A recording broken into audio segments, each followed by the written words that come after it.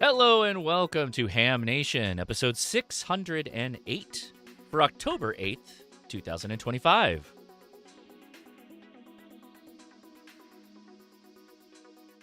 And hello, everybody. I'm Josh, KI6NAZ. Thanks for coming on out and watching another episode of Ham Nation here on the Ham Radio Crash Course.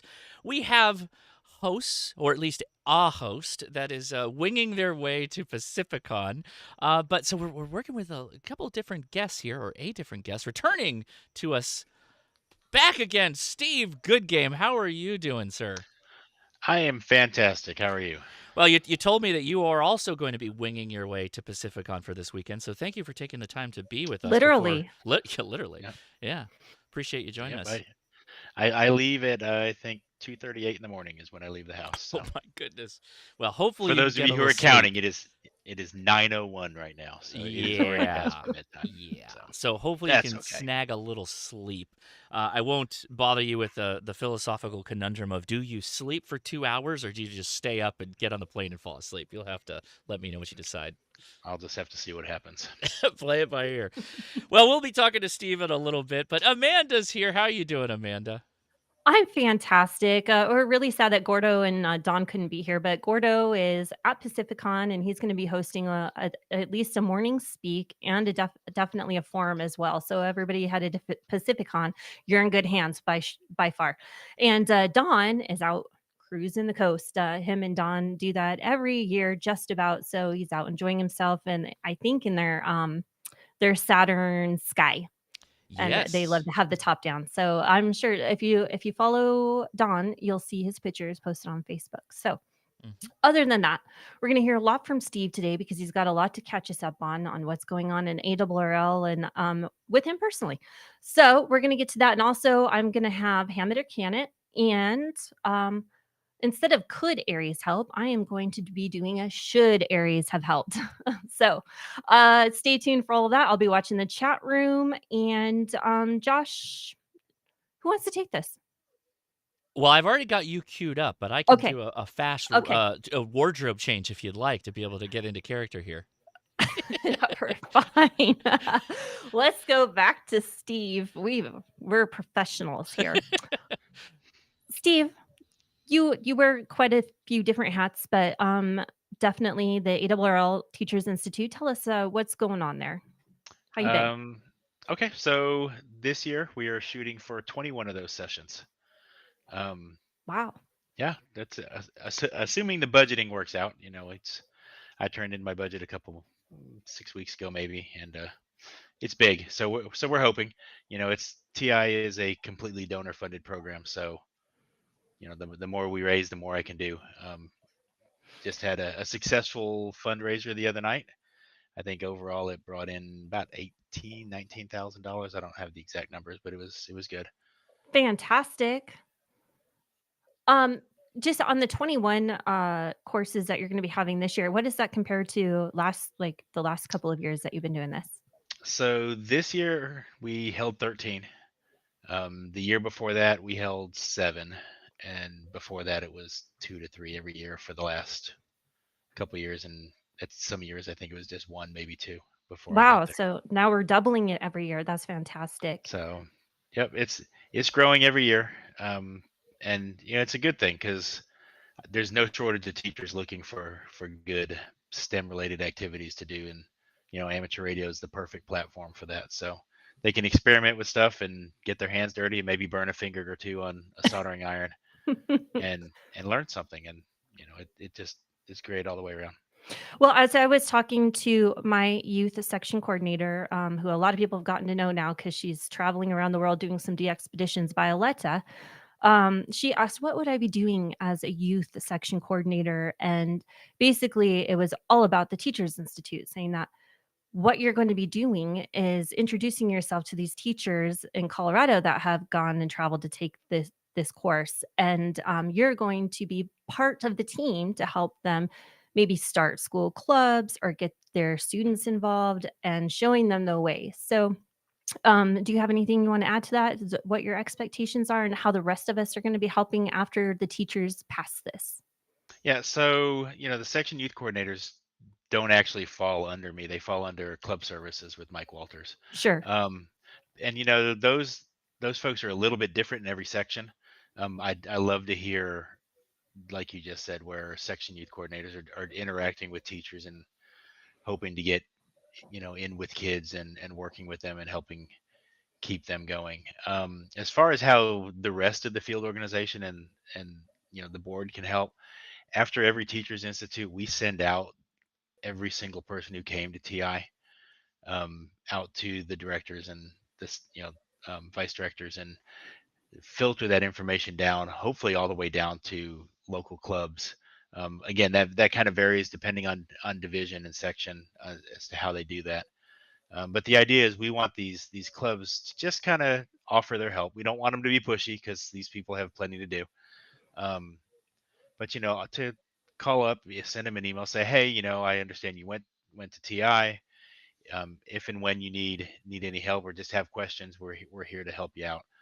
Um, the role of just your average Joe club member, it's that person's no longer getting into schools just by walking in the front door. So this is really the best way for them to help, is just to say, whether it's teaching kids how to program their Baofangs, or coming in helping raise antennas, or sometimes hosting POTA activities for kids to go do. Um, but that's kind of to serve as, I guess, the resident expert, because most of these teachers, I would say probably 60% of them, have little to no amateur radio experience when they come in. Certainly. So having somebody out in the field that they can call on, that hopefully is close by, that they can just swing by and get some tips from, that Excellent. certainly helps. Well, I'm super excited about, and I just got the list like a few weeks ago, and there's just a couple of teachers representing schools here in Colorado. So I hope that changes. But I have already reached out to welcome them and thank them for taking the course and all of the good things. So and then, this is a busy time of year for them getting their own classrooms started up and things Yes. like that. So Yep. um, anything else you want us to know about the what's going on at the Teachers Yeah. Institute? So this year, we had about 150 teachers come through. Um, Next year, like I said, we're trying to do 21 sessions. Not all of them will be the same size. The TI ones, the introductions, those tend to be bigger courses. We just recently completed a renovation at headquarters, where the old conference room, if you've ever been there, the old conference room that's got like the 18-foot, or had the 18-foot long 1982 table in it, um, is gone, and we now have a modern classroom with an 86-inch interactive whiteboard and a couple big TVs on the side, so we can actually hold 22 teachers in there at a time now, with nice workspaces and power on tables and stuff. Those can be larger, but when we get to some of the elective courses like ballooning and stuff like that, we tend to keep those classes a little smaller, just because it's much more hands-on and into Sure. the weeds. Um, but next year I would like to hit 250 plus teachers. So That's a yeah, big with goal, but it yep, sounds like it's really doable. I think it's doable. Yeah. Obviously, part of the problem is, even though we have a nice new classroom, I only have realistically about 8 weeks of summer to work with.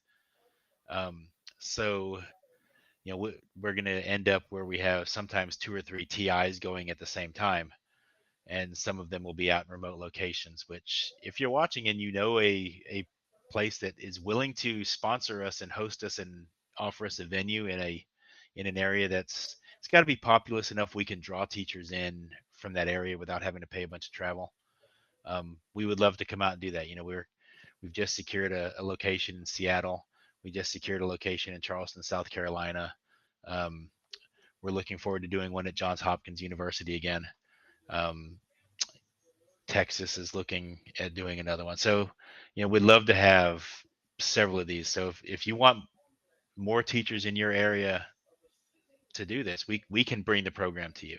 Ah, So that's good to know. And Don is asking a question: do the teachers get any kind of continuing education credit for attending this course? Yes. So we have a partnership with Fresno Pacific University where they can get graduate CEU hours for attending.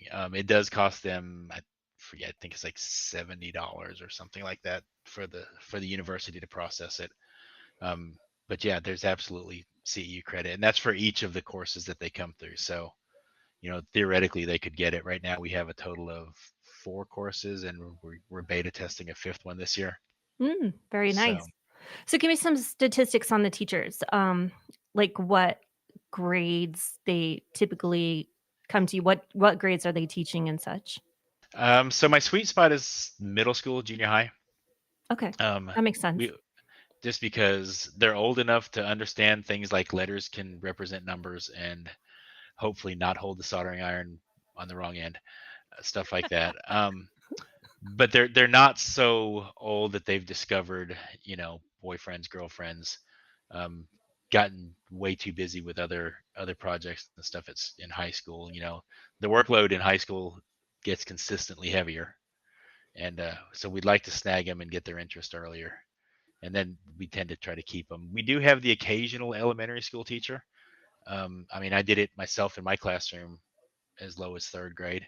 um, it does require some more support from the teacher. But if that teacher is willing and able to offer that support to these kids, then absolutely. I mean, we can have them in there too. But and we also have some collegiate level folks that come through. I would say probably 20. Well, let's go ahead and math on stream. 22.3% of our people are probably collegiate level people. That's significantly higher than I would have thought. Yeah. Um, So, yeah. well, we've made a concerted effort to reach those people.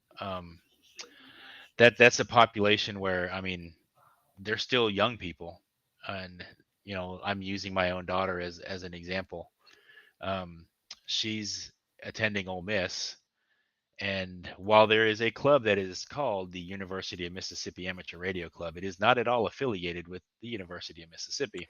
Ah, So there is no student club on campus. Mm. So, which kind of bummed her out significantly. So, we're trying to reach more of these professors so they can spin up some of these clubs. We have the collegiate amateur radio program also that we run at the league, and that program is steadily growing as well. So, that's right. They um, just had a big event the other weekend. so they're yeah, they're busy with a lot of stuff, and that's a great call. So if you're a collegiate level person in the chat, or one, shoot myself or Bob Enderbits in an email. Would love to get, if students that are interested. Would love to have them come hop on. It's a Zoom call that's monthly, and it's all about the kids. There are some grown-ups in the room, but we're there just to give prizes away for the most part. And the kids run the show. They sometimes show their school shack. Sometimes they talk about what they're doing. Sometimes they just sit there and play FT8 and contact each other and stuff like that. It's all about them and what they want to do. So, That's pretty cool. Josh, did you have other questions I might have missed there in the chat Yeah, room? I got one actually. Now that Steve's been at this for a little while and has seen success, we've seen growth, we've seen the upgrade of his classrooms, different teachers, different demographics. What has been the most surprising thing that you've kind of learned and then maybe adopted or changed the program a little bit to fit more in line with what the teachers were looking for, or what might be more helpful for educating the youth? I guess the biggest change was the first year I was there, which was 2021, which I guess technically was the TIs of 2022 that we did this. Um, I didn't change the program at all because no one wants to come in and just make random changes without seeing it. So I sat through the TI program, and ironically, it was a teacher from Mississippi that had come up for this session. And the very first day of TI, they were doing oscilloscopes and what I mean, and these are people that have, for the most part, never touched radio. Um, I had a form, a survey monkey that we created for the end of this class because I really wanted teacher feedback to see what they thought, what they needed. because I knew I would have to make some changes for it to grow, and I was who better to ask than the people that are in the class. And she literally wrote in her response that at the end of the first day, she went to the hotel room crying because it was just too much, Mm. and called her dad and said, I'm coming home. Oh, And dad said, no, stay, stick it out. And she ended up, enjoying it through the week, but that is not the field that we were going for. Um, TI's been around for 25 some odd years, and it's been a good program, but it never really evolved or changed. And what I was really after is reaching teachers who had not really interacted with radio as much before. Obviously, we get some that have, but we were excluding a huge chunk of people. Um, and this was just proof to me that, you know, this is not really an inclusive area for everybody. So the next year we completely revamped it. Made it so that it was more like an introduction to radio, and that's when we started to see the growth. The started going to teacher conferences to find teachers. They had never really gone to teacher conferences to find teachers. They were looking at ham fests. I Um, think that was like a really huge breakthrough. Mm-hmm. You yeah, traveling to those places. yep. So, and I was familiar with them because I used to do trainings as a teacher and stuff. I would facilitate trainings at these conferences, so I kind of already had a good feel for which ones to go to and find people. I did not realize at the beginning that, I guess if there's a revelation, that I would be on the road quite as much as I am. Um, but that's okay because it's all worth it. And like I said, we're not going to grow by doing things the way we've always done.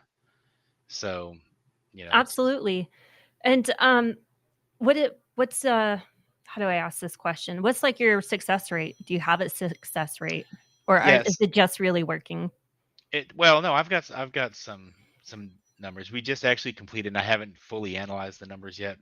We just completed a survey of the teachers who have come through TI in the last 3 years. I only wanted to include the last 3 years because, well, I kind of had to because there was no real data kept on people from before. We had like a mailing list of email addresses, and that's kind of it. Um, so teachers who have come through in the last 3 years, it's I want to say like 85% of the teachers have already used some elements of what they've learned in TI with their kids.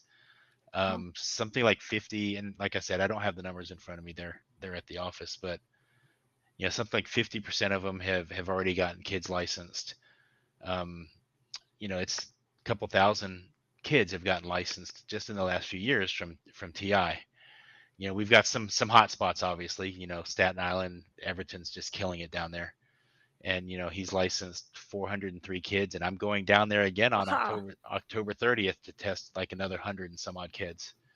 Um, so he's just killing it. But we've got several schools around the country who have got 20, 30 kids who are getting licensed, and that starts to add up. These are kids who, even if they don't stick with amateur radio, they get to high school, they get to college, they get busy, they have that in their pocket, so they can always come back to it. Mm-hmm. Um, I was just thinking about that today when I was thinking about you being on the show, was the retention. And you have to expect after college that a lot of them drop off. And if they're not dropping off, they're not living their life, right? So they need so, well, I think a lot to of that, go get their job, start a family, and then they come back. And we just have to say, we're here for you. We're still here yeah, for you. We'll be waiting.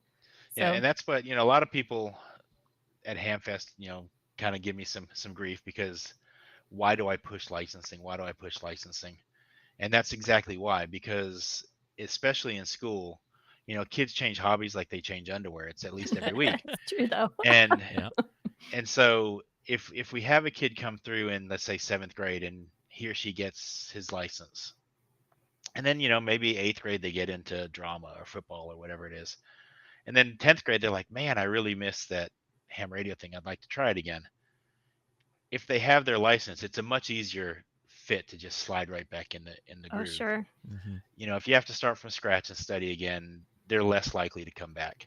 And the same thing works with our teachers. We have to work to retain these people, and that's the reason we've expanded the the program to, it'll be 5 different classes at the end of this year, because we need to re-engage them every year or two as well, teach them something new that they can take back and get re-energized with. So, we've got like our ballooning course, and we've got a radio astronomy, space course. We've got remote sensors and data gathering, and we're beta testing this year an RF security course. Ooh. And yeah, Mm, and we already know this course is going to have multi levels, me up. and so it's because there's a lot of stuff out there that kids can play with, that it's just some cool stuff. And so we're playing around with that. We're going to beta test it this year. We'll launch it next year. um, but if we don't keep it fresh for the teachers, then they're not going to keep it fresh for the kids. Yep. So Exactly. Absolutely. Even though they're cycling the kids, they still need to be excited about it as well. So well, yeah, well, they kind of semi-cycle the kids. I mean, the way it really works is, like, for example, at my school, when I was in Mississippi, sure, I had the kids for 6th grade, and I had them for 7th grade, and I had one group of 8th graders. I kept those kids for the course of those 3 years. But when they okay. went to high school, I did get a new crew of kids, but those same kids were still coming back down for the club meetings and stuff like that. So, I would have kids that are sophomores and juniors coming down to the club meeting. So you have to keep it fresh enough that those kids who saw it when they were in middle school get something new on occasion too. There's only so many times you can say, hey, Charles, can you work with this person? And then they're like, I'm tired of being the teacher. I want to play. Yeah. Um, so too many teachers kind of fall victim to that. So, Yeah, they still want to experiment and have fun too. yep, they do. So, yeah, that's kind of the way it works. So we've got to keep things changing, got to keep things moving to keep new teachers coming in. So, and Very we good. obviously we couldn't do that without, obviously the donors. Like I said earlier, it's completely donor funded. That's still Um, shocking to me because it seems like this is an expensive, and I don't want to call it a venture because it's more than that investment, um, to keep it running. So I'm it, glad it that it. is extremely expensive, to host a teacher at headquarters. It's about $4,500. Sure. Wow. Yeah. Um, I save a significant amount of money if I can do it remotely. Like, if by remotely, I don't mean via Zoom. I mean, like, if I can travel to Orange County, Mhm. um, or somewhere, and have a venue there, then I save all of this airfare and I save all of this hotel expense. So it's less than half for me to do it on site. I ship 15, 20 boxes of stuff out there. I fly an instructor out there. I ship 5 boxes of our equipment back. Everything else goes home with teachers. We give all that to them. Um, so it's that saves us a bunch of money. But yeah, it's expensive, and it's nice to see that, the donations are just through the roof. I mean, it's these people believe in what we're doing. They really, I Um, believe in it too. Um, I've got a great our viewers partner seem in, to as well. yeah. Um, Kevin Beal is our development director, and he does a fantastic job. He and I work very well together. Um, he kind of knows enough about my program, and I know enough about his program, that we don't drive in each other's lanes, but we do carpool. Um, Good enough. so it's kind of, and it works well. The same thing with the YouTubers. Obviously, I knew all of y'all back when I was doing it in my classroom. So to see the YouTube community reach out, and with Mike and then Josh doing the telethon, and all the Jason did his the other night. It's to have that constant flow of people who are reaching out saying, "Hey, Mhm. how can we help? How can we help?" And then obviously the viewers that, I mean, tossing 5, 10, 50. I mean, somebody threw $500 in the other night, 600 Wow. bucks. Wow. So, when you start getting stuff, I guess for me, as tired as I can be sometimes, because especially now that I'm decaffeinated, um, Yeah. it's a I feel you. yeah. It's no, you don't. You've made a cup of coffee. Yeah. You Don't don't lie to know the me. pain. And but it's re-energizing for me when I've got, like, Kay Craigie, our past president. She just endowed a seat at TI, so there is permanently a seat that Kay has funded. Wow, that's really nice of Um, her.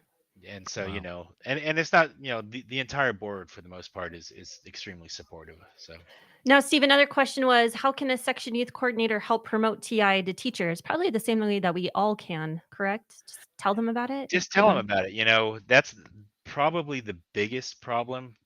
Well, second biggest problem short of money is just getting the word out to teachers that we're here. It's to be honest with you, it smells like a scam. When you start telling people, "Hey, this is a completely free program. We pay your travel, we pay everything." People are like, "There's a catch somewhere."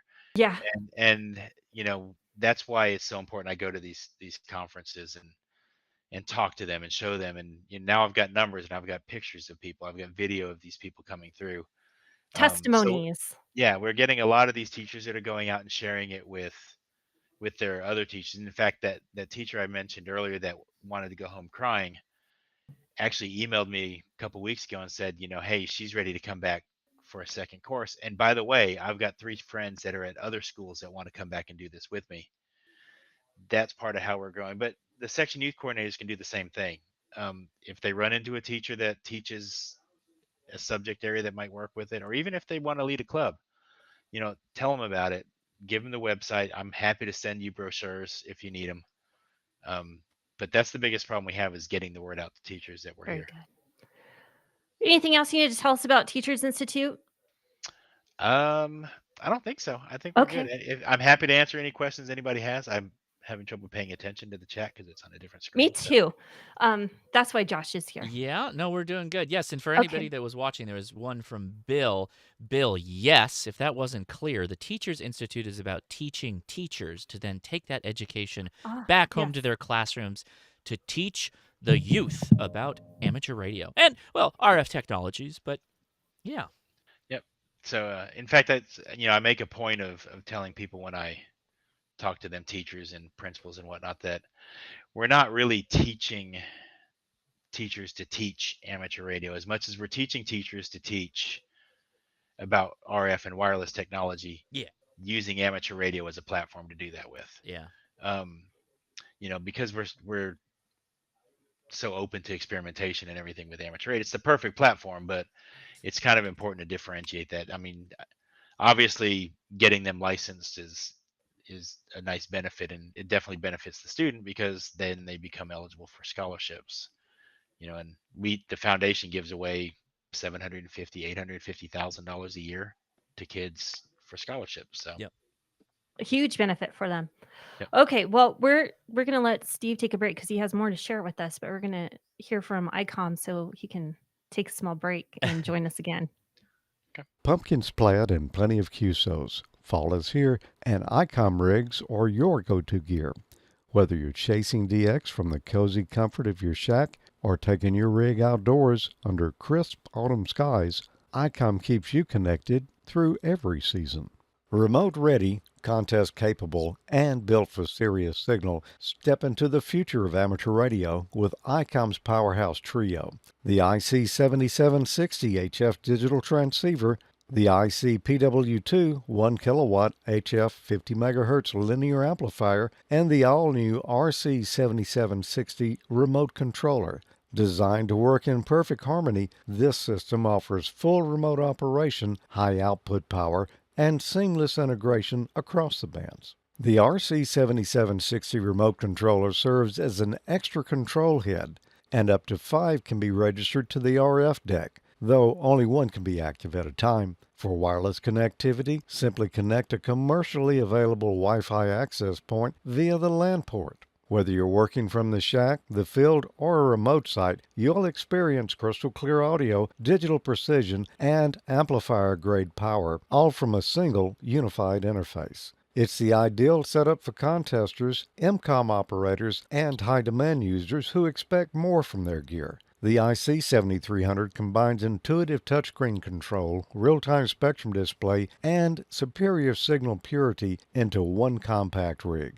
Built for satellite, EME, and weak signal enthusiasts, the IC9700 combines all-mode operation on VHF, UHF, and 1.2 GHz. The IC705 go-to rig for outdoor hams who love POTA and SOTA activations. A large color touchscreen with real-time spectrum scope and waterfall display for intuitive function and setting operation. The IC705 provides big radio features and performance in the palm of your hand. Enjoy HF to 50, 144, and 440 MHz with D-Star, SSB, CW, RIDI, AM, and FM modes. For more information about all of ICOM's great amateur radios, visit icomamerica.com/amateur today. A huge thank you to ICOM for sponsoring us here at Ham Nation. Every time we go live, we give away 3 swag packs. If you click on that Enter Now button on the first link in the video description, it takes you to this beautiful website, the landing page for Ham Nation. Go ahead and give information like your call sign, if you have one, but you don't have to have one, your name, a way to contact you, and you could get a swag pack, and that includes, like, a bag, maybe a t-shirt, hat. Not guaranteed. It randomizes. It changes every now and then. But at the end of the month, those 3 names that we pick every time we go live go into the monthly drawing for radio. So as we wrap up this year, get to the end here, all the names of all the swag packs that we've picked throughout the year, we pull one and they win a radio, right? Once a month we do that. This month, we're giving away a 2730. So the next time we're live, it'll probably be the next time we're live, we'll be letting you know who won that radio. But first, the winners of the swag packs for this episode are George V, KB4OQU, Russell Y, KF8BGG, and Everett C, W6ABM. All right, I realize since we move things around a little bit, do I get to announce the Amateur Radio Newsline since Don's not here, Amanda? Or did you want the honors? How did you want to do that? Well, we're going to go back to Steve Okay. because I think Steve probably wants to take off early. Oh yeah, he And does have an early flight. Let's go ahead I and do was that. so continuing with Steve. Thank you, Steve. Again, going back you're to you. welcome. There's still a couple other things we wanted to talk to you about. So we can let's talk about passing the bill first. Do you want to take that Let's on? do that. Yep. Okay. So if you haven't already, if you would go to arrl.org/HOA. This form takes all of 5 seconds to put your call sign in there, and what it does is this sends letters to your congressional representatives, senators, whatnot. We are actually printing each of these letters and taking them into your representatives' offices, basically stacking it on their desks, saying, these are people who are in support of this bill. We live in a country right now where most elections are pretty darn close to 50-50. They don't really want to alienate anybody if they can help it. So, if you give them a stack of 1,200 pieces of paper, that's 1,200 potential votes. So, it's critical, and it's important to all hands, whether you live in an HOA or not. Go ahead and just head over, hit the button. It doesn't take anything. It auto fills your info from QRZ, and they print them and take them in. So, like I said, 5 seconds, 10 seconds. I'll wait if you want to go do it now. Me too. A quick question about that. Obviously, the government shut down right now. If nobody knew that, this doesn't affect the government shutdown. Won't affect anything about this happening, correct? As far as filing the letters and whatnot, no, they'll still print them, obviously, and just wait for them to open back up to deliver. Okay. So, And I don't think I had anything else. I don't see. that's Oh, I would just want more comments on it. This time it could be the HOA, but city municipalities also try to regulate some of these things in your city councils. So let's help each other fight this battle in case next time is for you. So yeah, do that. that's I it. mean, I can, the town I live in limits the size of a tower. The town David Minster lives in, he's not allowed to have anything that would fall over the property line if it were to fall, kind of thing. Oh, wow. Yeah. And and that's like a mast or whatever. So he can have trees that'll fall over a property line, Right. but he can't have an antenna. But but you're right. I mean, they start trying to legislate things and then take your ability to operate away. Then we have to be stealthy and hide things in trees or in flagpoles or rain gutters or whatever. So Not that we are not adaptable as hams. No, but I mean, it's not always the ideal antenna. So, it's Absolutely. not what we want. So, let's try to keep it as open as we can. Well, I'm just so stoked that this is finally taking place, so I'm very happy about it. Thank you, Steve, for sharing, and don't forget your clubs can do a sign-on letter as well. Yep. And so, and yeah, if you're in a club or in a Facebook group or whatever, throw that link out there and just ask everyone to please fill it out. If they're a licensed amateur, then they can do that. So Love that. All Yeah. right.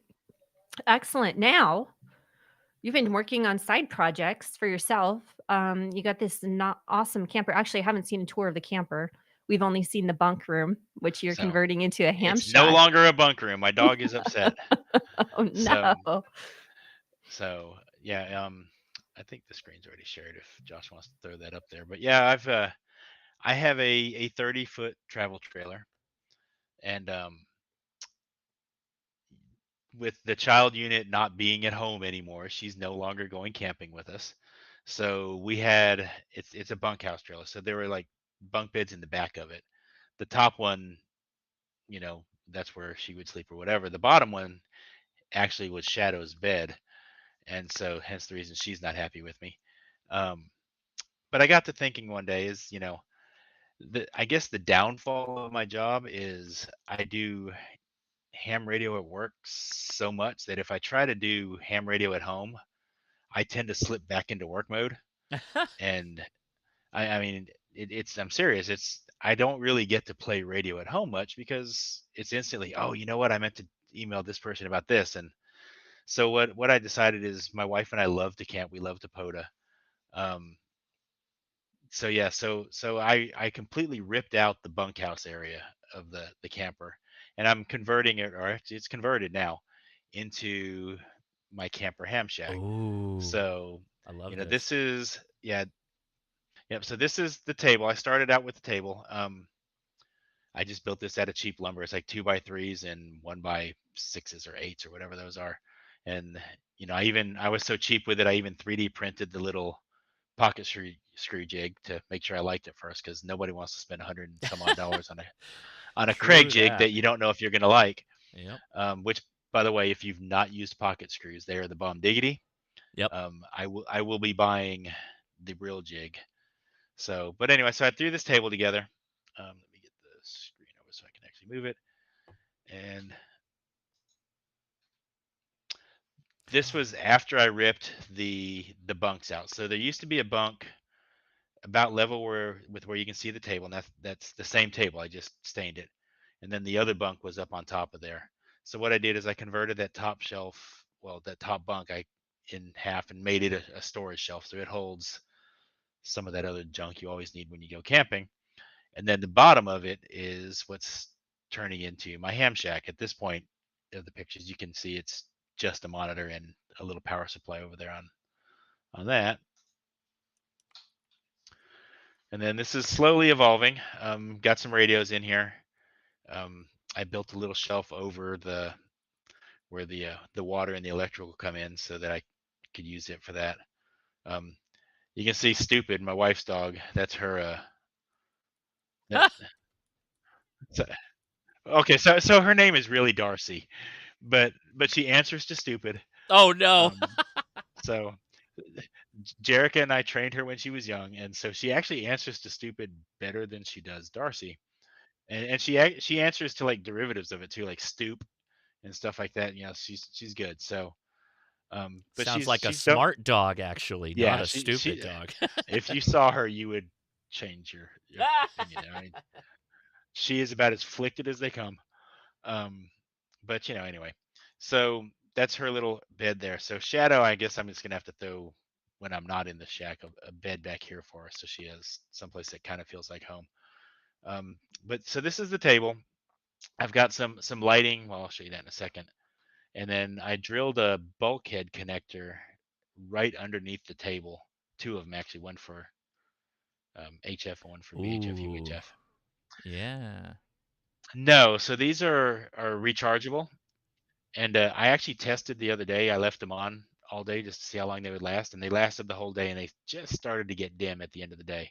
and they only take like 30 minutes to fully charge. They just charge with a little USB-C, and they just pop off the wall. So you pop off the wall, stick it on there, and they're just 3 different brightness levels. That's just another shot of, I 3D printed a stand for the ICOM 5100, so it can kind of hold there. And then same picture twice. Hey, This look is at it. that. Yeah, this is it from the front. It's getting there. Um, Yep, I Mhm. have a little window, and I actually have a little. This used to be the underbed storage area in the back of the camper.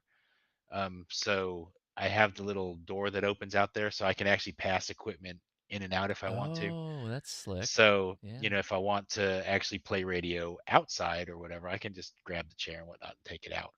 Um,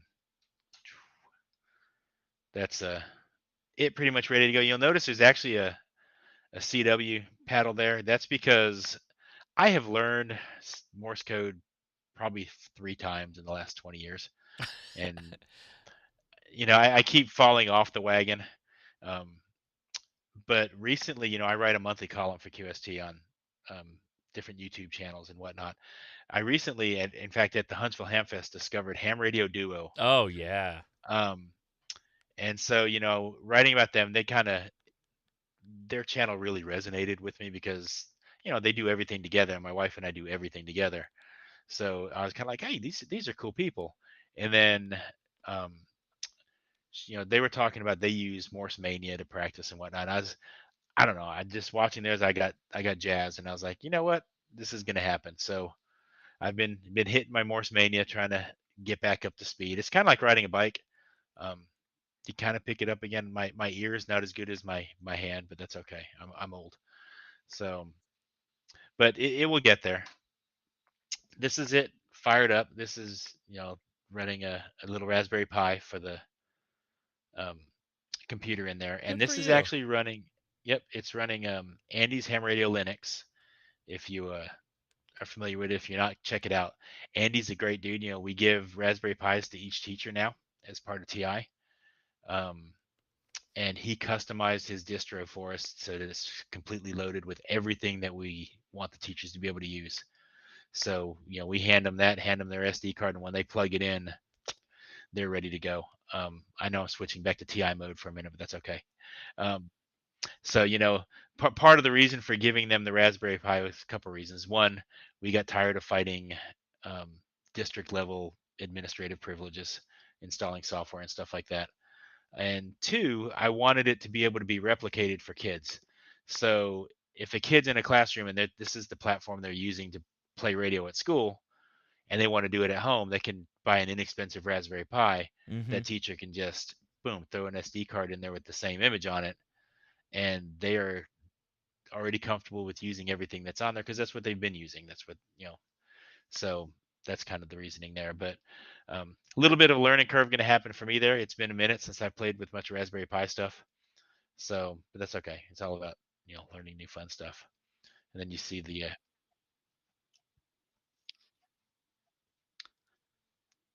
yeah, and you can see the 7300 parked over there. It's probably going to stay there because I'm smelling the Mark II in my future. Um, so it's that'll probably stay there. I actually have a 7100 that I probably should have put in the shack, but no, this is a good excuse to buy the Mark II Yeah. later. There you go. So and then one of the challenges I had was I needed to find a way to keep these things secure when I was driving around. I don't want to break it down and set it back up every time. That just annoys me to no end. And so I went and got some little D rings that I screwed into the table and some Velcro straps, and that's my cool little knife a guy in Mississippi made me custom with my colors and my little logo on there. Oh, that's slick. Yeah, it is pretty slick. So, um, but yeah, that's that stuff should stay on there. We're taking it out camping in about 2 weeks. So it's a small campground here that we go to because at Halloween, because they have a big Halloween thing where the kids get to trick or treat and whatnot. So we'll go there and do that, and then we have several trips that we've already booked for next year up through Massachusetts and into Vermont. My wife and I drove around last week, I guess, last weekend. We just drove, everything in New England is really small. So we crossed like 3 states in like one day kind of thing. And so we drove all the way up through the western side of Mass and toured a bunch of campgrounds and took notes and came home and started booking sites because, I told David Minster when I got back to the office that I'm booking these dates out on my calendar now. So don't schedule me for anything that's blocked off because that's the problem I fall into is my calendar fills up so quickly and then it's like, ugh, when am I going to go play radio? So I scheduled the radio a year ahead of time. So but yeah, one of two things is going to happen with this when I tow it there. It's either going to look exactly the way it sits right now or everything's going to be on the floor. The whole table will be upside down, but the radios And, will still be firmly affixed. well, Yeah. the table is actually screwed to the floor as well. Oh, there you go. Okay, so you thought of that too. Good. So yep. I will give you an update in a couple weeks. I think it's 2 weeks. But yeah, so hopefully everything's not on the floor and it's just ready to go. I'm down to that point where I've just got a couple little things to do. Like I've got to build some patch cables to go from the bulkhead connector to the back of the radios and stuff like that. But everything else should be ready to go. That's just the same view from the front again. So that's it. That's my little camper shack that I've been working on. Driving my wife nuts because I'm spending a weekend out in the camper. I doing like it. Stuff, but Nicely done. But should be pretty cool. I'm looking forward to it. Very good. My questions would be after you start using it, if you notice anything with RF or anything else throughout the camper, or if anything causes you noise, I'd be interested in hearing it. I'm always interested because we deal with stuff in our camper all the time. So yeah, there's a lot of LED lights and stuff in there that sometimes can get messy. In fact, the light, the one that's you can't see it, but it's right kind of to the right of the monitor there. That's one of those little push button LED lights. Those suckers are kind of noisy. So that's why I installed those other little lights because they're not, and so that way I can shut that thing off when I'm operating. I do have another question though, because you're always at campgrounds. I'm always off grid, so I'm away from everybody when I do this. So my antenna situation is pretty optimal. But what do you use for an antenna? So I usually just throw like an end fed in a tree. I do have an alpha antenna vertical that I can use as well.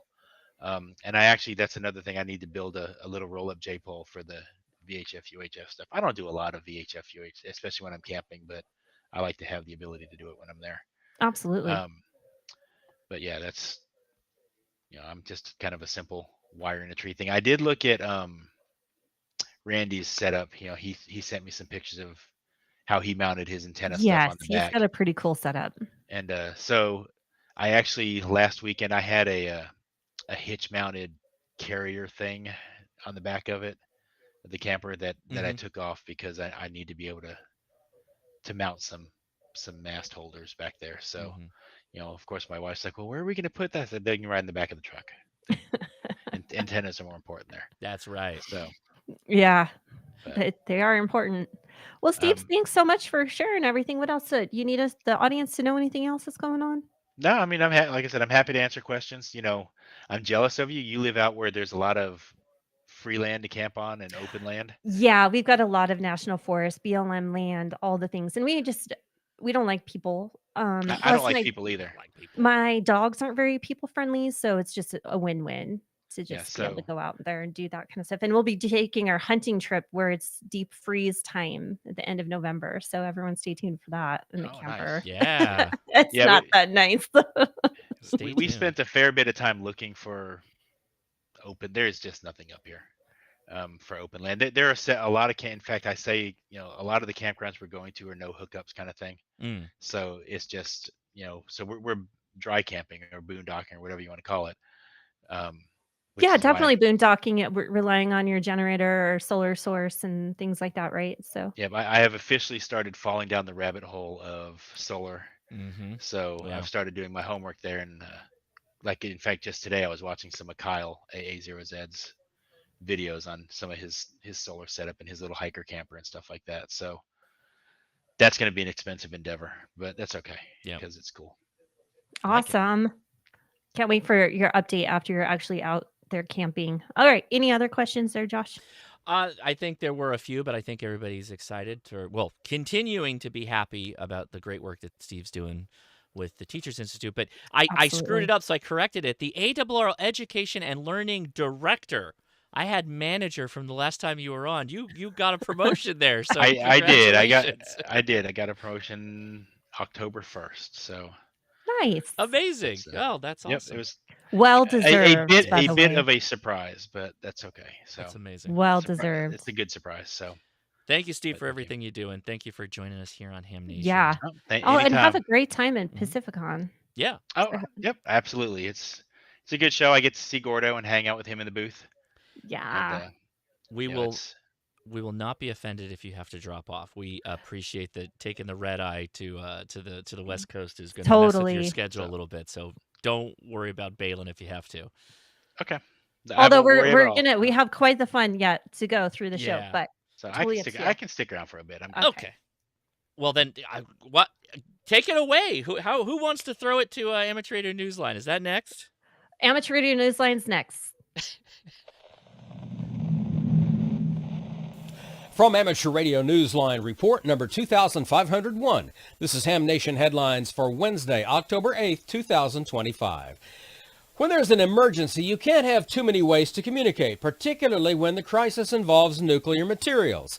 That's why here in the U.S., the Department of Energy recently asked amateur radio operators to be part of a drill at a plant where the agency conducts nuclear waste management and decontamination. It was a first for the Amateur Radio Emergency Service in Paducah, Kentucky, responding to a mock emergency at a government-owned site that conducts nuclear deactivations and spent fuel cleanup. Paducah is one of more than 100 government sites across the country handled by the Energy Department's Emergency Management Program, which conducts nuclear remediation. The Hams, first responders at numerous natural disasters throughout Kentucky, were now providing backup in a nuclear scenario. Myrna Redfield, program manager of the Four Rivers Nuclear Partnership, said that the first-time inclusion of ham radio meant that such scenarios gave an extra layer of resiliency to keep communications uninterrupted. She said, quote, exercises like this not only enhance our preparedness, but also strengthen ties with local responders who share our commitment to protecting people and the environment, end quote. This is Andy Morrison, K9AWM. Organizers of the Pennsylvania QSO Party are extending a big invitation to hams throughout the United States, Canada, and the Caribbean to assist their fellow amateurs in the Keystone State. It has grown to become one of the biggest QSO parties on the annual HF operating calendar. The PA QSO party is held on the second weekend of October, running this year on October 11th and 12th, with stations found on both SSB and CW. It has the reputation as the friendly QSO party because it attracts lots of newcomers and casual operators who take their time on the QSO exchanges. Now it's become even friendlier. The committee that oversees the PA party has introduced a new group of awards and plaques for this contest to stimulate even more activity, especially on the 10, 15, and 20-meter bands. That's where those of you outside of Pennsylvania become part of the winning formula for PA stations who will be looking for you. While the PA party does offer plaques and awards to out-of-state stations in a variety of categories, organizers want to promote even more activity from those stations. I'm Mark Abramovich, NT3V. Finally, this week we celebrate the next generation of D-Expeditioners. Members of the VU4 Andaman Island D-Expedition are still awaiting news of their call sign from the Indian regulator, but the wait is at least over for their addition of a new team member. A 17-year-old radio amateur from rural Malawi has joined the D-Expedition team that is headed to Andaman and Nicobar Islands in the Bay of Bengal in October of 2026. Urgent Jerry, 7Q6UJ, is not just along for the ride. Barely a year after passing his US technician exam, he has already confirmed 168 DXCC countries as a chaser. Soon he'll be on the other end of that envious pile-up. He's studying to upgrade his license and sharpening his proficiency in CW. Urgent was mentored by Don Jones, 7Q6M/Kilo 6 Zulu Oscar, as part of a project created by the Hack DC Amateur Radio Club of Washington, D.C. and supported by the Jeffrey Dahn Memorial Foundation. Urgent hopes his efforts will inspire other young people in Africa to embrace amateur radio too. One of Urgent's next trips after India will not be to a D-expedition, but to an even longer journey that will shape the rest of his life. He plans to go to the US, where he hopes to combine academic studies with radio science at Virginia Tech University. This is Graham Kemp, VK4BB. And that's all from the Amateur Radio Newsline, your independent source for amateur radio news since 1976 at arnewsline.org. With Andy Morrison, K9AWM, Mark Abramovich, NT3V, Graham Kemp, VK4BB, Karen Eve Murray, KD2GUT at the news desk in New York, and our news team across the globe, I'm Don Wellbanks, AE5DW. 7-3, we'll see you next time here on Ham Nation. It's nice to hear Don, even though I know he's got the top down cruising somewhere. Or maybe it's a little late now for him. Well, he's probably having a margarita at this point in time. Probably. Yeah, it's definitely margarita. And a cigar. Yeah.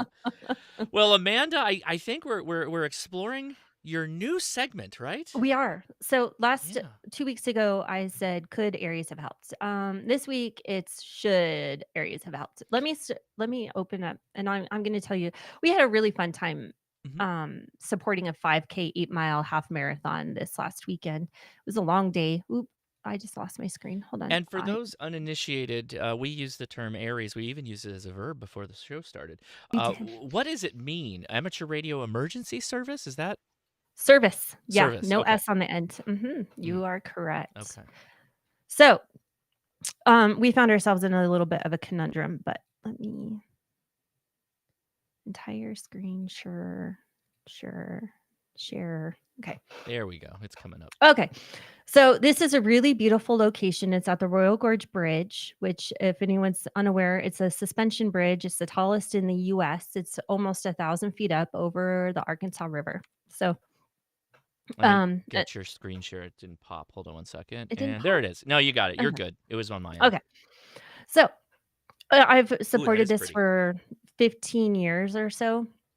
And what I used to just be like one of the people that was at an aid station. I kind of just took it on.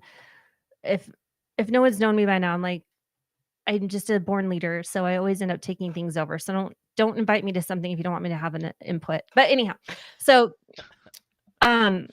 this was the start line. Everything was perfect. It started beautifully. They start them in intervals. So the half marathon starts first at 7:30. The 8-mile starts a half an hour later, and then the 5K starts. And there's about 600 runners in total. These views are just to die for, Wow, look at the everybody. It's clouds. just That's gorgeous. I know amazing. these Cool. cloud formations were gorgeous that morning. So I had all my personnel, everything in place. Race started very well. This is out in the field. So as you can imagine, people are really, really separated, and the event coordinators themselves end up at the finish line, which is across the bridge. So the only way to get across the bridge is by foot or by some other trolleys that they have. After the fire that we had in 2013, they shut off all normal POVs, so nobody could drive their car across. Before then, everyone could take their own vehicles, which was kind of dangerous in itself because these planks are really crazy. I don't like to go across the bridge anymore, but anyhow, there's some of our workers at an aid station. I tried to visit some of them, but so what happened, everybody, is our park rangers that are typically there in their UTVs and such and help control traffic, we're not there. So we ended up having to do traffic control as Aries, like actually stop cars to let runners wow. through. If we had not done that, we would have either had to close the race down or endanger the lives of hundreds of racers with visitors to the park still coming in on a very tight, narrow road to the park. So what do you do in that situation? It's not a good situation to be in. We're not trained. We're not certified. We should have called law enforcement, but we're out of town, and it's a it's a crazy situation that the Royal Gorge Bridge in itself belongs to the city, but the roads to the bridge are in the county. And it's all about 8 to 10 miles out of town. So calling for support, mind you, would have taken at least 25 minutes for a response time. So in the meantime, there would still be hundreds of people on the road and also the cars coming in. So we did what we could and we stopped traffic. It was the wrong thing to do. Nobody should ever do that as an Aries person. Please don't ever do it. Just call the authorities, but you can't stop the race. It's timed, right? Mm-hmm. So I don't know. What would you all do? And I have to show you guys this if you're still on the picture. This is the JFK mountain here in the background. Do you see it? Oh yeah, the nose. Yeah. Yeah. Yes, that's the JFK mountain. I just Oh, think that's wow. a cool picture. So you can see that from the bridge quite well. But And Jeff is um, like, "Did you see the mountain?" yeah, he sees that mountain all the time. He doesn't really care. Our pier site is near there, so he's always up there. It's a Um, tough question, right? it I is a guess you're tough asking. call. Yeah. So What would you guys have done? I mean, was there I any have never kind of been. authority there of any No, kind? nope. The park rangers told us go ahead and shut down traffic. Well, then that's, I mean, That was that's our kind authority. of I the mean, we had authority. approval, I mean, you had but approval. I don't know that you had the training or whatever. I I mean, yeah, it's that's not that agree with it's you not on a that. difficult thing to do, but it could be dangerous. So it could be dangerous, and we did it for a couple of hours. There was this big there we were at that big intersection, and all of that traffic, all of a sudden doing traffic control took away from the actual coverage of the race. So I'm quickly running around getting radios to go to DMR for traffic control and to keep the nets and the race support on another frequency. And there's nobody that's like actually handling both, you know? There wasn't enough people. We should have Mm-hmm. found a way to have net control off off the grounds, like at home, somebody sitting somewhere that could just handle the traffic coming in, because we're still trying to cover first runners through aid station 1, whereas we're saying, okay, last car with Toyota gray Tundra, okay, Mm-hmm. after that you can let them go. So we're having this back and forth Yeah. traffic at the So same time that we're trying to, I did you did not like it. did you not um have phone signal of any kind? Is that kind of what I'm getting? There was some, but the event coordinators are over at the finish line, and if anyone's ever done a race, the finish line is There. full of very loud music, Yeah. cowbells, screaming, shouting, and the whole time. So that's why we use the radios, and our person at the finish line is talking to the event coordinators, telling them what's going on. And the event coordinators have 14,000 things to worry about. And this was not one of them. I They honestly thought that because we're in high vis vests that you're the power and control right. authority of You this. So you wore I the would vest. worry. Yeah. Yeah, I would worry that somebody's going to miss something and someone is going to get smacked by a car, and exactly. then I already you have know that fear of car versus pedestrian every year. To know that I might be liable for it is even well, worse. that's just it. I mean, I wouldn't want to accept that liability But personally. you can't honestly just stop a race. Well, Like, no, you wouldn't. So I was thinking maybe just as you did, you step in and you work the traffic, but mhm. someone immediately then goes and makes that call to the sheriffs and the Yes. police and say, "Hey, we Yep. don't know how to handle this. The bridge is on the race, the road is on the county. Send anyone you can that can help us out, and let them take over for us because we're trying to run communications and we can't." And then you just Exactly. hold as best you can, well, not hold people up, but you know what I mean? Work the traffic, and then once the proper people get there, like we have civilian volunteers for the police station, that would have been a Mhm. perfect opportunity for them to come out. They're not uniformed Completely. officers. They could have came out and been focused on that traffic-y thing, and then you could have focused on the calm Absolutely. side. I agree. Yeah. And in hindsight, I would have called authorities right away. Yeah. But I thought this is going to be a 15, 20-minute thing, and it's going to take them 25 to get out here. Yeah, so Should fill we in just made the until then. call? Yeah, fill in Yeah, until then, but and then let should have them made the take call over. right away. Mhm. And if they wasted their time, this is for public safety. They turning around, like they wouldn't have been mad or angry that they got called out for nothing. Lesson learned. Everyone just call right away. So I just wanted to talk it through because it was crazy. It was madness. Sounds And like I've it, never yeah. done that before. So Also, in those times, that's exactly when you need to call in a professional whose job it is to handle that. Because yep. when it's chaos and you feel out of place, that implies you don't have the training and you probably don't have the insurance to back it up when something goes wrong. Yeah. So that's Yeah. I mean, exactly the the time you're like, event I gotta back myself out of this one. the event totally has all the insurance, but they also have they went with a safety plan to get their permits to have this, and in their safety plan there was probably traffic control listed. Had to be. Yeah. It's on the So road. You've I got to. know. Yeah. I know. So Mm. anyhow. So Okay. insurance probably wouldn't have paid. So Yep. Exactly. Okay. Whew. All right. So we're gonna switch hats and we're gonna go to some fun bashing or asking what it is. So What is it? With Hammett, okay, can it, or Hammett, what can it, or Hammett? what am it? Mhm. All right. Okay, my first is totally a bash. Ham radio net control operators rejoice. I have made a net control app. Just requires Docker and Docker Compose. Run local or remote server. Go to GitHub. Okay, you lost me at requires a such and such. Oh, so I bet the Venn diagram of net control operators who know what Docker is like, the two circles. They're Yes. like this. That's the overlap. There's probably a couple. So Docker is a container, so it's a service-based system. It's for running like a batch command, if you will. But he links to a GitHub, and so I bet that's He to did. some kind of code that actually is a NetOp like logger or control app. Is what I'm I guessing. click on it obviously okay. because I'm like, what the Okay. heck is this guy talking about? And then there's like 60 files listed of Yep. things that you can like download. I'm like, no, this did not make my life easier. It just caused me to have heart palpitations. No, thank you. Is it So NetLogger? Somebody in the chat saying it's probably NetLogger. no, or it something was like not that. NetLogger. I Oh. love NetLogger. It's so Okay. super easy, and it is. I'm tired of installing more ham radio software. I don't know if anyone else is on board with that, but I'm done. I'm done trying to rule my life with more and more software. Okay, this is a helpful hint from Randy. This is definitely a can it. Carry a mini plug strip for times like this. Yes, Steve, I'm sure you can agree. You have way too many gadgets you have to plug in every time you travel, so bring an extra plug So strip. many gadgets. I bring like 4 plug strips to teacher conferences because electricity costs like $300 for 3 days. So Oh, it does. Oh yeah. Yes, You yes. daisy chain as many together as you That can. electricity rental, they get you every time. Okay, this is just super cute. I thought it was Ooh. AI at first, and it is not.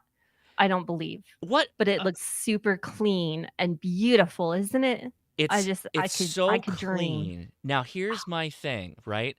The KX2 is my backpack radio. Like I put it in my backpack when I'm going to go do a multi-day hike, right? It's the radio I take. Why would I want to put that in a massive box that I can't backpack anymore? Yeah.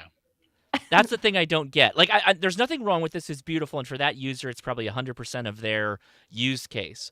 But for me, I want that tiny little guy, and it goes in my backpack. I carry it everywhere. True. It's beautiful though. If the radio just slides right out, so you can do it either way, Yeah. that would be cool. That way when they're sitting at the camper or whatever out front, they've got it there, and then they're like, "Oh, let's go hiking." You can just pop that bad boy out and go for a hike. That'd be cool. So oddly enough, your 7100 is a fantastic Go Box radio because you hide the body and only the head unit is what sticks up, and that's a perfect application. 100-watt radio, kind of buried in a little Go Box. That's perfect. Yeah. Now we've got soda guys, right? And they go up to 14,000 feet. Yep. So they just have the KX2. They're not carrying a box like this. Way too much equipment. Most of them are now mountain toppers and CW only radios that are the size of a deck of cards because it's weight. Save that weight. You can hike more. Yeah. Definitely. Yeah. Okay, what else do I got? Oh my gosh. Okay. Someone called me a geek and I don't know why. That's got you a geek level? Yeah, you got that Meshtastic on there. That's not enough. No, that's not enough to be. That is not enough to be considered a geek. That's big like old patch too. Yeah, it's like an apprentice geek. That's like the lowest level of geek I think that you could possibly get. Geek harder next time. I mean, I'm gonna let you take the title of geek. Oh yeah, for sure. You got some steps to work in there. Okay? We don't geek gatekeep. Okay, this guy, he got no replies. Any hams out there have a study guide laying around? Somebody look this guy up on X because he needs a study guide. And he posted this a few days ago and no one replied to him. So Aw. somebody help him out. Also, just We got hamstudy.org. Start taking the test. You yeah. can read the Someone questions, and reply to him. there's info on it, like in the app. You can read about the question. There you go. Yeah. All right. Somebody help him. Ashamed of you all. And Help there's only one or him. two YouTube channels with stuff. Yeah, like 1,000 now. Mhm. I know a couple. This do not take a proud picture of your Bofang in front of our flag. Come on. That's the hate. That's a big flag too, by the way. Jeez, I what know, is it's happening? huge. I know that the Baofeng Mini is small, but look at that guy's hand. Yeah, his maybe hand he's small is too. his hand is the spread of the red stripe. That's wild. I've big. never even heard of this radio, you guys. That's He's the just a he's a Baofeng wee little Mini. tyke. Yeah. The Baofeng. Okay. Anyhow, you broke some laws there. I'm sure of it. Especially if you were in Texas, arrest on site. Okay. What else do I have here? This is a discussion question. Why do some nets do a roll call for their membership? Why go through the roster before taking check-ins from those who are waiting to check in? It wastes time, is counterproductive, yada, yada, yada. Okay. So there's lots of different nets, and he kind of went back and forth. He didn't mention that this was an emergency net until at the very end. So roll call nets. A lot of clubs do this on their 2-meter, 70-centimeter weekly nets, and they just kind of have their list of their club members that they go through a roll call every week. And yeah, it can take some time, but you typically, if your net controls are used to doing this, they start to leave off like the people that don't weekly check in. And this roll call typically ends up being for people that are there every week. So that's pretty basic. It's just the way the net is going to run. And then they'll open it up afterwards to take additional check-ins. I say deal with it. If you don't like the net, don't check in, I guess. But It's not your own net. I know. I like You don't Brett's like it, spin the comment. dial. I Brett know. said it's often a health check for older hams. And that's a really good point. Yeah, sure. It's also that ham radio street cred. Like if you're on the check-in list, then you know that you've been checking in I've for been here for a bit. I've been here for a while. This is my repeater. They know me here. It's kind of like getting your name on a stool or in front of the bar where you go drink after work. You It's got they got your thing. beer stein up there on the That's it. shelf waiting That's for you. it. That's what it is. Totally. Yep. And clearly this guy's never been in net control. Greg, yes, guy. They're because nobody likes to hear doubles on a repeater. They suck. It's hard to pick people out unless you're really Oh, good. yes. And you know yes. everybody's voice, then you Mhm. can pick out, like, I'm pretty good at my triples anymore on the nets that I run, my section net, things like that, because they check in every month. So Yeah. I know. But if it was somebody new, they would not be able to pick any of them out. And you're going to take a whole lot of time to figure out all of those doubles. Because then you're like, the one ending in K maybe, or the 0 call, go ahead. And then you're just over and over and over again. I could do a whole spiel about nets and conduct on it. Another way to take check-ins is in groups of 3. Mhm. That way only 3 people go. That's good in like really big nets. Or there's always your fallback of your suffixes beginning alpha through golf. Go golf through Lima. Go, that kind of thing. So every net is run differently. A roll call net can be irritating, but for a weekly ham radio club, totally normal. Get over it. Okay. That's my spiel on it. Yeah. What else do we have? Oh my gosh. Okay. Ooh, test equipment. This is crazy because this is actually a complaint of mine, but it's a really nice clean setup. This is current lab where I work on Pico APRS and other RF things. And you Oh. can tell it looks really labby, right? But it's That's just Tanner. it's too labby. It's so white and It needs to so be one big table. plain. That is Oh, it just- clinical. That is yeah. But can you please put a QSL card on the wall or something? So go back to just- that first one with the picture with all the radios zoomed in. Yeah. And zoom all the way in as far as you can. Okay. So on the which left part? side, to the left side Yeah. there. See that little box that's next to the HTs? The This. little box to the left. The one that's connected to the O-scope. That's the radio. That's the radio? That's the radio he makes. That's the Pico APRS. Oh, so you know this person. I know who Okay. exactly this is. Yeah, that's Tanner. He makes the Pico APRS. It is a VHF radio with a built-in Bluetooth, Wi-Fi, TNC. It does APRS and FM simplex, among other things. It's amazing. Oh my gosh. Yeah, That's pretty it's cool. amazing. Can someone send him a poster? Just anything.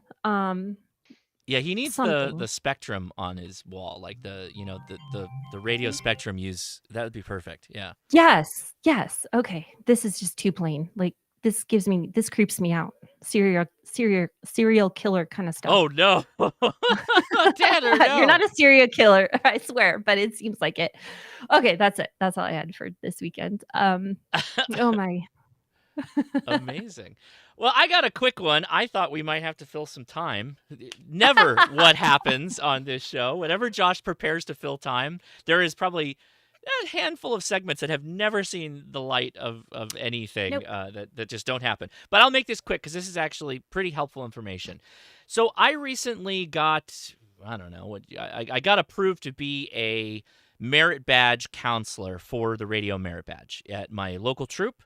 I filled out all the paperwork. I also did my training at My Scouting. You can go to My Scouting and what is it? myscouting.org. my.scouting.org. And you can take the, safe children's thing, which you got to do, all the standard stuff you think. But there's like a counselor training for just generic counselor. And then you get out of this and you're like, well, I know radio and I know what the requirements are for the merit badge, but what do I do for more material than that? Well, it turns out there's a website. It's K2BSA, right? So I'll drop the link, K2BSA.net. And they kind of have all of radio, like scouting related to radio under kind of one website here. So Jamboree's on the Air is coming up. It's a yearly weekend event. It turns out that it's the same weekend that I'm backpacking with the Scouts. So guess what? My KX2 is going to be the Jamboree on the Air radio because I'm bringing that out with me. But I was looking for information on the actual merit badge. So I believe if you go to radio merit badge, it's all kinds of information for the requirements, what you need to do to get in, to get started with it. There's an intro to merit badges, but there's also, I gotta find it. Yep, right here. The whole slide decks are here, okay, on this website. I want to pull one of these up just for a second. I may pull all of them just to give you a reference. There is 103 slides in this slide deck. This is module A, okay, and it goes through and there's animations for all the things to teach kids what is radio. It explains what is a radio. It's got the phones. It's got all the different types of radios that are in a phone. So it goes from everything they know and kind of breaks it down. Now, this is a PowerPoint you can download. So if there's just some of these you like, you can just pull out the stuff you want to add to your talk and kind of treat it as a reference guide. But it covers a lot of detail. It's pretty impressive. The radio merit badge is not a joke. It's kind of a choose your own adventure. There's some standard radio knowledge that the Scouts need to know, but then they can choose one of three paths. The first one is commercial broadcasts, the second is amateur radio, and the third is fox hunting. Okay? And so basically this will cover all of those areas, breaking down how radio works. And I think if I go back here, let's see, where is it? This one. Let me close that. So if I go back to the merit badge, let's see what's in B. I think B is just the amateur radio portion, but I could be wrong. We'll see. Module B. Oh boy, we're back at it.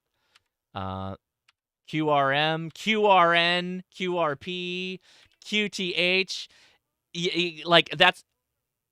That's a part of the radio merit badge. Yeah. They have to give examples of one. Yeah. And so it literally talks about emergency radio services, Jamboree on the Air, which I just mentioned, Jody. My computer just started hourglassing on me. So the slides, I was going too fast, kids, but you can get this on PDF. You can download it. You can make your own slide decks out of it. Here you go, ARDF, AMSAT. There is a lot. Bicycle mobile, sure, why not? And that's HF. That's not even VHF, UHF. So literally a very cool website, really providing a lot of details that I mean, if you were kind of hesitant and you didn't know where to go, like you're a ham, maybe you're an extra, you could provide the information. Maybe you just need that little nudge. These PowerPoint packages might be exactly the thing to kind of help out in What do teaching you think some. you would need, like, time-wise to present 123 I slides? wouldn't Like, do the 100. So 7 months. I took the merit badge book on one of my live streams. I was only able to get through 50% of the requirements in an hour. I had to do a follow-on hour to do the remaining 2, and that's me speed running it like I'm a scout, answering all the questions and doing the examples and stuff like wow. that. Mhm. And that included trying to do the QSOs because they have to make QSOs, real contacts, to qualify to get the merit badge. So it's not a joke. It's not a joke, but it's good stuff. Seriously, wow. I probably could have used that when I was looking at getting licensed to begin with. I didn't To be- realize it, but K2BSA is curated by the Linux and the Ham Shack podcast. Oh, thank you so much for telling me. I love those guys. They go out to Hamvention every year. I think I've been on their podcast a couple of times. Great. That's amazing. I love it. Okay, well, thank you for that, James. Thanks for telling me. Now, that's one of Wonderful. the cool things about Pacificon is this year it doesn't coincide with it, but usually it coincides with Jamboree on the Air. Oh, And yeah. so Yeah. this year the venue was not available that weekend apparently, but Joda, you know, October 18th. Okay. yeah, they've got the special event station out there, so it's kind of cool to see the scouts who are working on the radio merit badge. I like it because I get to talk to like hundreds and hundreds of scouts that day. Yep.